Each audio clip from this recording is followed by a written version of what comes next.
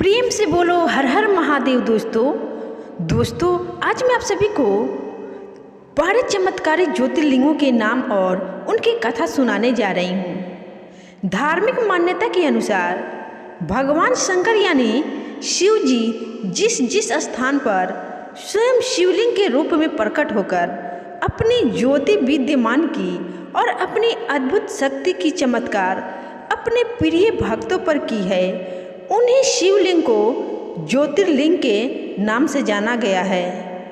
दोस्तों इन ज्योतिर्लिंग की कुल संख्या 12 है, जो पूरे देश में 12 जगहों पर मौजूद है।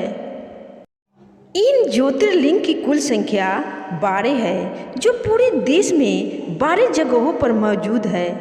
भगवान शिव जी के इन 12 ज्योतिर्लिंगों के नाम और कथा सुनने से भक्तों को बहुत ही पुण्य मिलता है। भोलेनाथ उस व्यक्ति के सभी संकटों को दूर कर देते हैं और उसके घर में अन्न धन की कमी कभी नहीं होने देते हैं। ये 12 ज्योतिर्लिंग बड़े ही चमत्कारी है। तो आइए दोस्तों हम सभी सच्चे मन से मिलकर 12 ज्योतिर्लिंगों के नाम और कथा को पढ़ते हैं और सुनते हैं। पहला ज्योतिर्लिंग का नाम है सोमेश्वर सोमनाथ। ये ज्योतिर्लिंग गुजरात में पड़ता है। हिंदू मान्यता के अनुसार दक्ष प्रजापति के श्राप के कारण चंद्रमा का क्षय होता जा रहा था। ऐसे में चंद्रमा ने अपनी रक्षा के लिए भगवान शिव जी की पूजा अर्चना की। पूजा अर्चना से प्रसन्न होकर समुद्र तट पर सोमेश्वर सोमनाथ ज्योतिर्लिंग प्रकट हुए। अब आइए दूसरा चमत्कारी ज्योतिर्लिंग के नाम जानते हैं। दूसरा चमत्कारी ज्योतिर्लिंग का नाम है श्री मल्लिकार्जुन। ये आंध्र प्रदेश में पड़ता है। आंध्र प्रदेश के कृष्णा जिले में कृष्णा नदी के तट पर श्री मल्लिकार्जुन विराजमान है। इन्हें दक्षिण का कैलाश कहते हैं। अनेक धर्म ग्रंथों में इस स्थान की महिमा बताई गई है। महाभारत के अनुसार श्रीशैल पर्वत पर भगवान शिव का पूजन करने से अश्वमेध यज्ञ करने का फल प्राप्त होता है। कुछ ग्रंथों में तो यहाँ तक लिखा है कि श्रीशैल के शिखर के दर्शन मात्र करने से दर्शकों के सभी प्रकार के कष्ट दूर भाग जाते हैं और उस व्यक्ति को अनंत सुखों की प्राप्ति होती है और आवागमन के चक्कर से वह व्यक्ति मुक्त हो जाता है। तीसरा चमत्कारी ज्योतिर्लिंग का नाम है श्री महाकालेश्वर। यह ज्योतिर्लिंग उज्जैन मध्य प्रदेश में पड़ता है। महाकालेश्वर मंदिर की महिमा का विभिन्न पुराणों में विशद वर्णन किया गया है। कालिदास से शुरू करते हुए कई संस्कृत कवियों ने इस मंदिर को भावनात्मक रूप से समृद्ध किया है। वही महाभारत और कालिदास जैसे महाकवियों की रचनाओं में इस मंदिर का मनोहर वर्णन मिलता है। स्वयंभू भव्य और दक्षिण मुखी होने के कारण महाकालेश्वर महादेव की अत्यंत पुण्यदायी महानता है।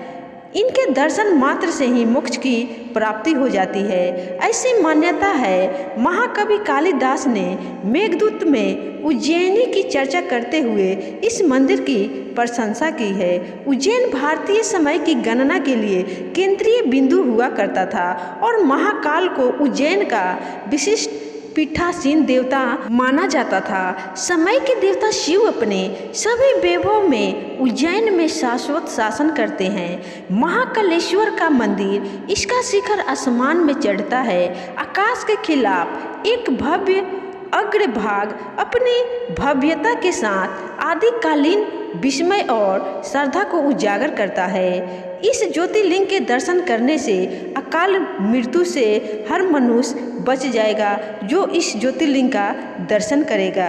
चौथे चमत्कारी ज्योतिर्लिंग का नाम है श्री ओमकारेश्वर। यह ज्योतिर्लिंग मध्य प्रदेश में पड़ता है। यह मंदिर नर्मदा नदी में मंदता द्वीप पर स्थित एक मनोरम स्थान पर है। यह स्थान प्राचीन काल से ही तीर्थ स्थल के रूप में प्रख्यात है। इसके आसपास अनेक छोटे मोटे तीर्थ स्थल है। द्वीप का आकार ओम अक्षर की तरह है, इसलिए इनका नाम ओमकारेश्वर पड़ा। यहाँ मंदिर में ओमकार शिवलिंग एक तरफ है और दूसरी तरफ पार्वती जी तथा गणेश जी की मूर्तियाँ हैं। पांचवा चमत्कारी ज्योतिर्लिंग का नाम है केदारनाथ। यह ज्योतिर्लिंग उत्तराखंड में पड़ता है। यह मंदिर काटवा पत्थरों के विशाल शिलाखंडों को जोड़कर बनाया गया है। ये शिलाखंड भूरे रंग की है। मंदिर लगभग 6 फुट ऊंचे चबूतरे पर बना है। इनका गर्भगृह प्राचीन है, जिसे 8वीं शताब्दी के लगभग का माना जाता है। केदारनाथ धाम और मंदिर 3 तरफ पहाड़ों से घिरा है।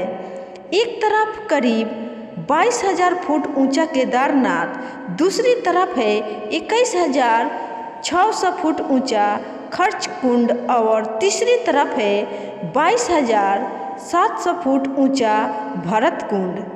केदारनाथ मंदिर न सिर्फ 3 पहाड़ बल्कि 5 नदियों का संगम भी है।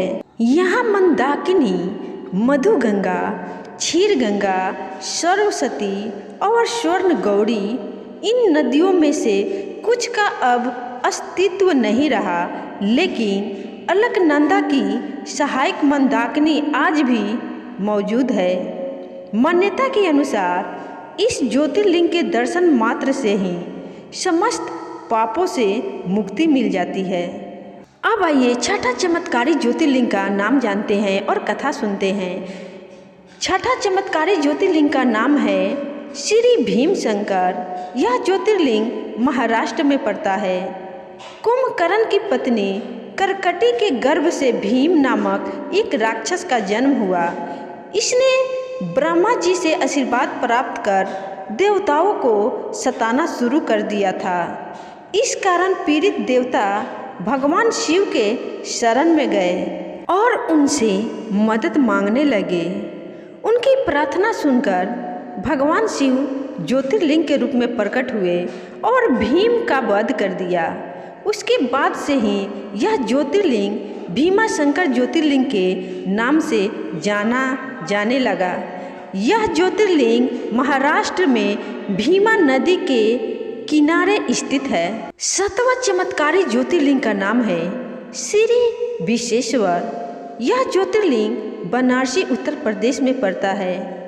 यह मंदिर पवित्र नदी गंगा के पश्चिमी तट पर स्थित है और शिव मंदिरों के पवित्रतम ज्योतिर्लिंगों में से एक है। श्री विश्वनाथ और विश्वेश्वर का शाब्दिक अर्थ है भगवान का ब्रह्मांड। प्राचीन काल में बनारसी शहर को कुशी कहा जाता था और इसलिए मंदिर को काशी विश्वनाथ मंदिर कहा जाता है। विश्वेश्वर नाम की व्युत्पत्ति विश्वा ब्रह्मांड ईश्वरा स्वामी प्रभु तत्व वाली है। मंदिर का उल्लेख स्कंद पुराण के काशी खंड सहित कई पुराणों में मिलता है।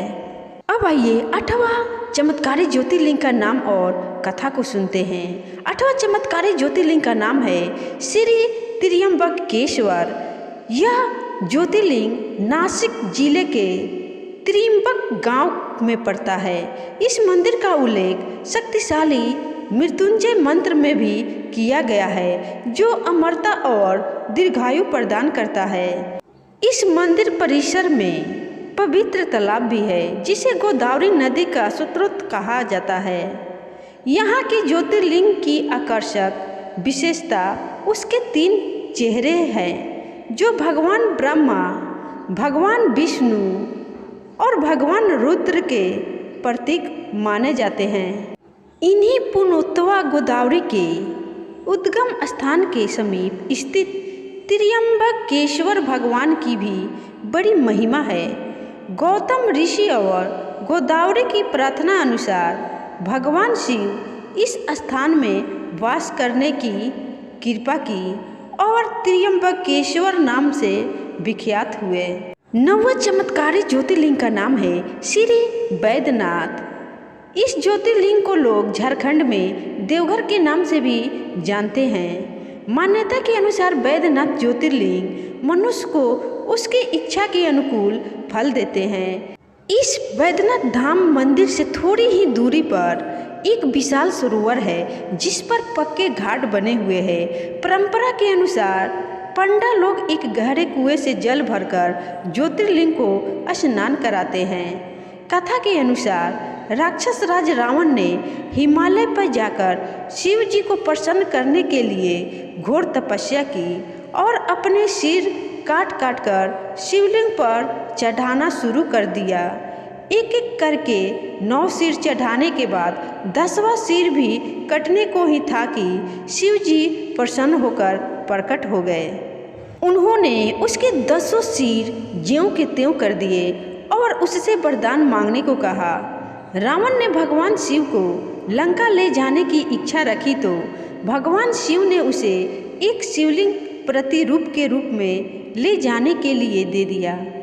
शिव जी ने अनुमति तो दे दी, पर इस चेतावनी के साथ दी कि यदि इसे पृथ्वी पर कहीं पर भी तुम अगर रख दोगे तो मैं वहीं पर विराजमान हो जाऊंगा। रावण शिवलिंग को लेकर चला तो गया, पर मार्ग में उसे लघु शंका निवृत्ति की आवश्यकता हुई। रावण उस शिवलिंग को एक व्यक्ति को थमाकर लघु शंका करने चला गया। वहीं उस व्यक्ति ने ज्योतिर्लिंग को बहुत अधिक भारी अनुभव करने लगा और वह व्यक्ति वहीं भूमि पर रख दिया।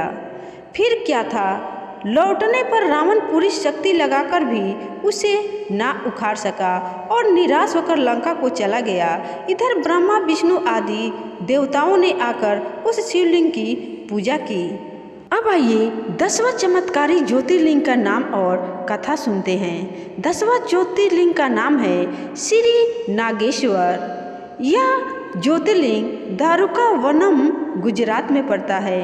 नागेश्वर अर्थात नागों का ईश्वर होता है। यह विष आदि से बचाव का संकेतिक भी है।